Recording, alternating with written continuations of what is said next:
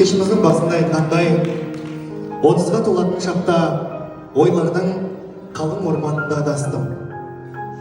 Өмірімдегі барлық қуанышты, мұңды, шынды бағындырған сәтімді, биіктен құлаған шағымды, ренжігенімді, қиналғанымды, сынаққа түскен шақтарымды, бәрін тізбектедім.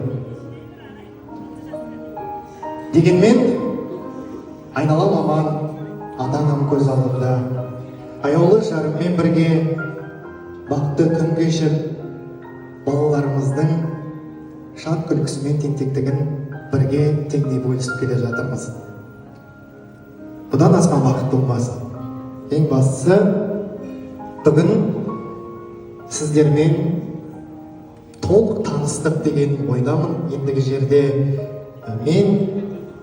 менің кім екенімді сіздер білесіздер, ал осындай қуанышты күнімде ең соңына дейін қатардан табылып отырған сіздердің мен үшін кім екендеріңізді өте жақсы біліп, сыйлап құрметтеп, риясыз рахметімді айтқым келеді.